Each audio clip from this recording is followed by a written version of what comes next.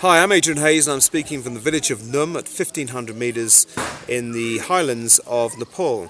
It's the 5th of May 2015, 1 week after the Nepal earthquake that has left 5,000 plus dead and 10,000 or so injured. And I was here in Nepal on an expedition to attempt both the 5th and the 4th highest mountains in the world. That's Mount Makalu and Mount Lhotse. But when the earthquake hit, about 2 days after, I recognised that it was impossible to continue this expedition with such death and devastation in the rest of the country. Our Sherpas wanted to go home to their loved ones, but also recognising that I had a sort of unique set of skills and circumstances that I could help this country in any small way that I could. And those skills and circumstances were speaking Nepalese. I'm an ex-Gurkha officer, spent 8 years in the British Army, so I speak Nepalese pretty proficiently. Being acclimatised to 6,000 metres, being obviously fit, being self-sufficient in food, with expedition food, and being medically trained. I was a paramedic with the Special Forces. But also, above all, I had an effective communication system that I could use going to remote villages and settlements and report back to the world about what was happening there, allow Nepalese to connect with missing loved ones, or allow missing foreigners, of which apparently there's about 1,000 missing Europeans alone in this country, connect back to embassies or loved ones to let them know they're safe.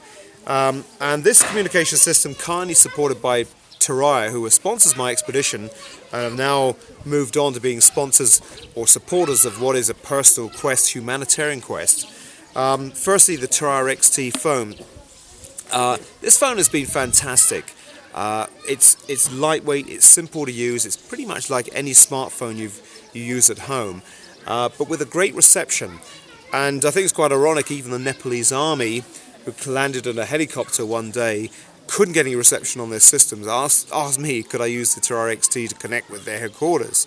So I've been using this one obviously to report daily updates back to my team, but again allowing missing foreigners to connect back to their own home countries, and Nepalese to use for their own humanitarian reasons.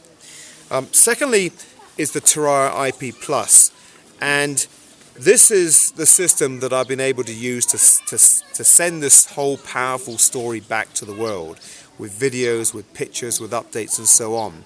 I think it's fair to say that we all read about earthquakes. You know, we see the CNN headlines, the BBC headlines of emotive headlines with people with house flattened or lost children and things like that. Now, what this is enabling me to do over the last week is really send the reality, the stories that won't make the news headlines, that won't make pictures, but are emotive and very powerful. People whose houses have been flattened or badly damaged, their livelihoods ruined. And as I said, being able to send this back through pictures, through videos, on my Facebook, social media, and other forms has been a hugely powerful use to really not just tell the story, but also to get sponsorship, to get support and get aid into this country. And of course, you know, there's a whole load of aid that's coming through. I think with my story, it's quite a powerful one, I suppose, leveraging the network I have to do whatever I can, however small it takes. And all I'll say is, you know, on any humanitarian mission like this, and I'm just part of a bigger effort, that every little bit helps.